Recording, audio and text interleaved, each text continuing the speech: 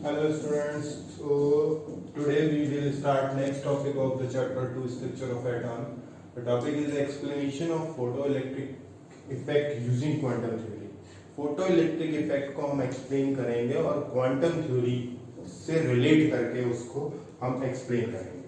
तो इसको एक्सप्लेन करने के लिए हमें आइंस्टीन को लेना पड़ेगा और एल्बर्ट आइंस्टीन का कहना यह था कि जब भी कोई लाइट रेज किसी मेटल सरफेस को स्ट्राइक करती है तो वो एक काम नहीं दो काम करती है. पहला काम ये कि वो इलेक्ट्रॉन जो मेटल के साथ जुड़ा हुआ है उसके बीच में जो बाइंडिंग एनर्जी उस बाइंडिंग एनर्जी को खत्म करती है. यानी एनर्जी जो है वो बाइंडिंग एनर्जी जिसकी वजह से इलेक्ट्रॉन मेटल में हेल्ड है, एटम में हेल्ड है, जुड़ा हुआ है, उस बाइंडिंग एनर्जी को खत्म करती है. दूसरा वही एनर्जी जो स्ट्राइक कर रही है वो इलेक्ट्रॉन को काइनेटिक एनर्जी भी देती है. उस काइनेटिक एनर्जी की वजह से ही वो इलेक्ट्रॉन वहां से मूव कर पाता है. यानी सिर्फ अगर बाइंडिंग एनर्जी को तोड़ने के लिए एनर्जी दी जाए तो बाइंडिंग एनर्जी तो खत्म हो जाएगी बट इलेक्ट्रॉन मूव नहीं करेगा. लेकिन मूव करने के लिए क्या करना पड़ेगा, हमें उसे कुछ एक्स्ट्रा एनर्जी देनी पड़ेगी और वो एनर्जी उसे मूव कराएगी. That is called kinetic energy. तो यहाँ पे दो काम हो रहा है अकॉर्डिंग टू आइंस्टीन. तो देखते हैं अकॉर्डिंग टू आइंस्टीन ने क्या कहा. देखिए आइंस्टीन कहते हैं energy of striking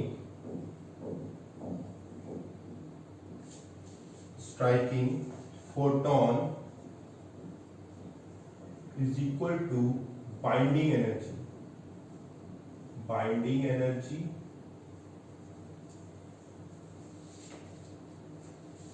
plus kinetic energy. ठीक, एनर्जी ऑफ इजेक्टेड इलेक्ट्रॉन. यानी कि जो लाइट एनर्जी स्ट्राइक कर रही है वो क्या कर रही है, दो काम कर रही है. एक तो जो इलेक्ट्रॉन और मेटल के बीच में जो बाइंडिंग एनर्जी है जिसकी वजह से वो जुड़ा हुआ है उसको खत्म कर रही है और दूसरा इलेक्ट्रॉन को इतनी एनर्जी दे रही है जिससे कि वो इजेक्ट होकर के बाहर निकल सके. तो देखिए एनर्जी ऑफ स्ट्राइकिंग फोटोन क्या है, that is H nu according to Max Planck. और बाइंडिंग एनर्जी क्या है, ये है H nu naught. Threshold frequency, वो कम से कम एनर्जी जो इलेक्ट्रॉन को मेटल से अलग कर सकती है. और काइनेटिक एनर्जी आप जानती हैं, that is half mv square. इस क्वांटिटी को उठा के हम निकल लाते हैं तो half mv square equal to हो जाएगा h न्यू. इधर आएगा तो प्लस हो जाएगा minus h nu not. h common ले लेते हैं. What is h? h क्या है यहाँ पे, h है प्लैंक्स कांस्टेंट. तो हमारे पास फॉर्मूला आ जाएगा न्यू.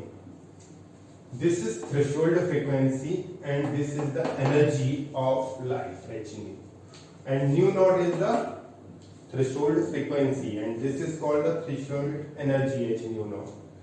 तो ये आपके पास फॉर्मूला आ गया काइनेटिक एनर्जी का. एक और देखिए, और h nu naught is equal to omega naught. What is omega naught? Omega naught is called work function, यानी ये वर्क फंक्शन के इक्वल होता है.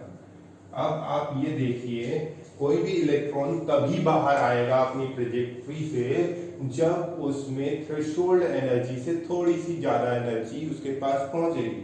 क्योंकि थ्रेशोल्ड एनर्जी तो सिर्फ उसके बॉन्ड को तोड़ रही है जिससे वो फ्री हो जाए, लेकिन मूव नहीं किया. तो मूव करने के लिए भी उसे थोड़ा सा एनर्जी चाहिए, यानी वो क्या है, काइनेटिक एनर्जी. तो binding energy plus kinetic energy दोनों को मिला के इतनी एनर्जी हो जाती है कि इलेक्ट्रॉन अपनी बॉन्ड को भी तोड़ देगा और साथ में मूव आउट भी हो जाएगा, बाहर भी निकल जाएगा. तो हमारे पास ये दो फॉर्मूले आ गए यहाँ पे. देखिए एक ये आया और एक ये वर्क फंक्शन के लिए आया. वर्क फंक्शन के लिए भी ये फॉर्मूला आ गया. यानी अगर हम देखें तो वर्क फंक्शन इसकी जगह हम वर्क फंक्शन रख सकते हैं. ओके, तो this is the explanation of photoelectric effect using the quantum theory. तो ये हमारे पास यहाँ दो फॉर्मूले आ गए हैं.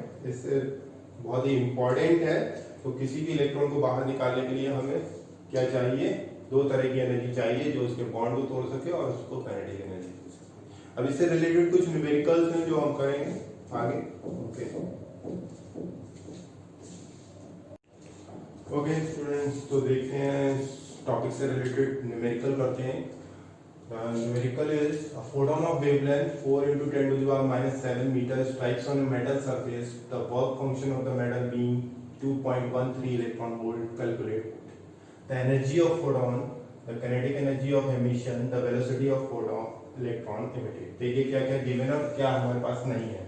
एक तो एनर्जी हमको फाइंड करनी है, फर्स्ट में क्या है कि एनर्जी निकालनी है फोटोन की इलेक्ट्रॉन वोल्ट में। दूसरा आपको दिया है काइनेटिक एनर्जी भी फाइंड करनी है आपको जो एमिशन में, और तीसरा आपको वेलोसिटी निकालनी है फोटोन की।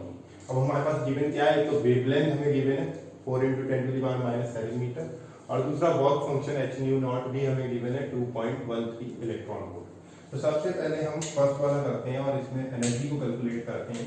तो एनर्जी को कैलकुलेट करने के लिए फॉर्मूला है E = hc/λ।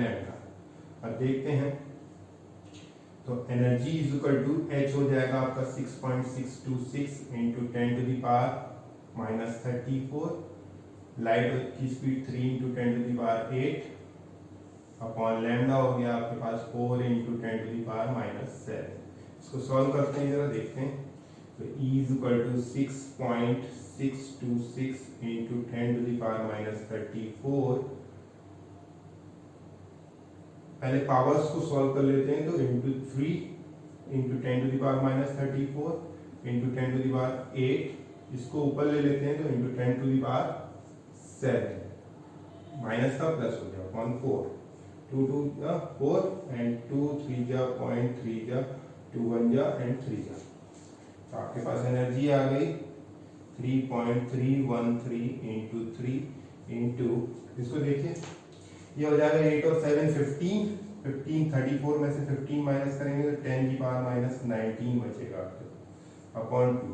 जब डिवाइड करेंगे तो आपके पास एनर्जी आ जाएगी, और एनर्जी आएगी आपके पास 4.97 × 10⁻⁻19।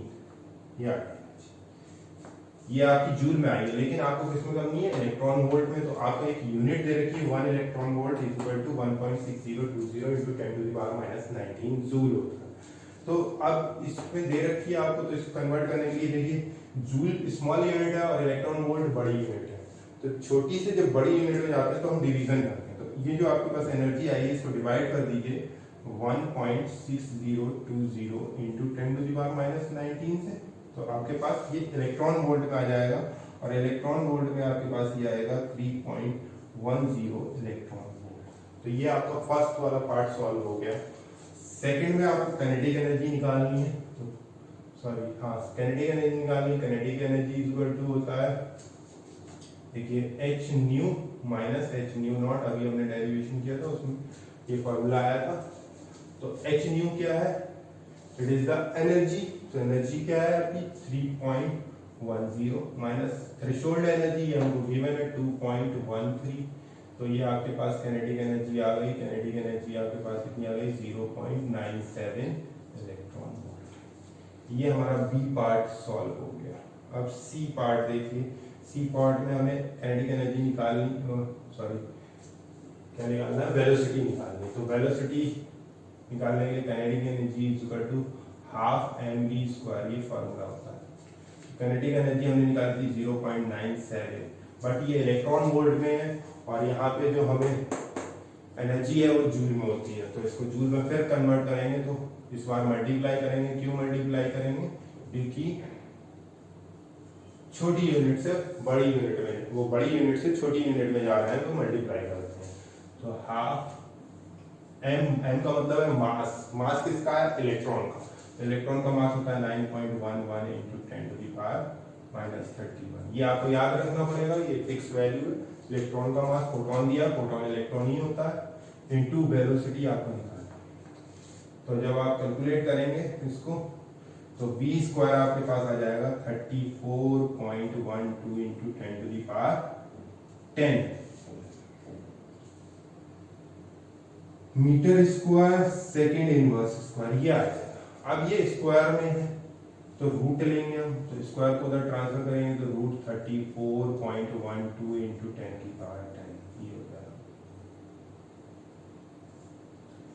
इसको हम ये लिख सकते हैं, देखिए 34.12 इंटू 10 की पावर 5 इंटू 10 की पावर 5 ब्रेक कर लिया इसको, ये पेयर बन गया तो ये रूट के बाहर आ जाएगा, यानी b इक्वल टू 34.12 इंटू 10 की पावर 5, ये सॉल्व हो गया। अब ये बचता है, ये हम लॉन्ग डिवीजन मेथड से सॉल्व करेंगे। तो देखिए 34.12 लॉन्ग डिवीजन में हम पेयरिंग करते थे, ये पेयरिंग हुआ 8-9 क्लास में पढ़ते थे, तो ये पेयर कर लिया हमने। अब कोई ऐसा नंबर लेंगे, स्टार्टिंग के 2 डिजिट लेते हैं इसमें, तो कोई ऐसा नंबर लेंगे इसका स्क्वायर उसके आसपास आए, तो 6 6 जा 36 ज्यादा हो गया, 5 5 जा 25, तो देखिए 5 5 जा 25 ये हमने ले लिया। 34 ये 9 बचा। नेक्स्ट में क्या करते थे, इन दोनों को ऐड कर देते थे, ये ऐड कर दिया हमने और ये 2 डिजिट उतार दिया, डेसिमल स्टार्ट हो गया तो यहाँ डेसिमल, ठीक है। अब नेक्स्ट देखिए, कोई ऐसा डिजिट यहाँ लगाएंगे और जो लगाएंगे उसी से मल्टीप्लाई करेंगे। तो हमने लगाया डिजिट, अब उसी से मल्टीप्लाई कर रहे हैं, तो देखिए क्या आएगा। सपोज करिए हमने 10 था, 8 लगा दिया, तो 8 से ही मल्टीप्लाई करेंगे, 8 8 जा 64, 8 1 जा 8, सही आ रहा है। तो 8 6 4 ये आ गया, ये 8 यहाँ आ गया और ये 8 यहाँ भी लगा।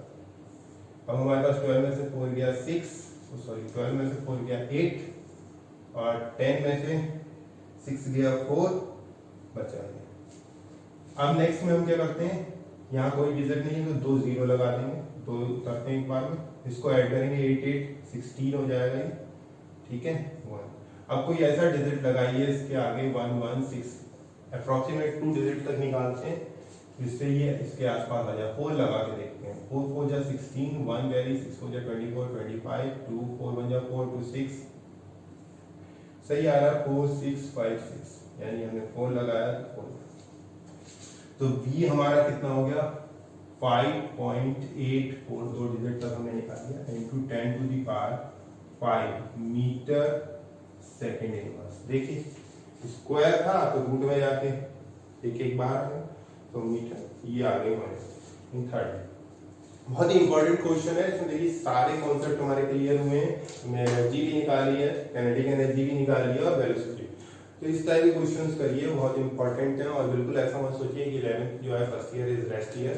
फर्स्ट ईयर बहुत इंपॉर्टेंट है क्योंकि कंपटीशन बेसिस पे फर्स्ट ईयर जो है 11th क्लास का जो भी कॉन्सेप्ट्स होते हैं वो आपको कंपटीशन में मिलेंगे ज़्यादा अमाउंट में।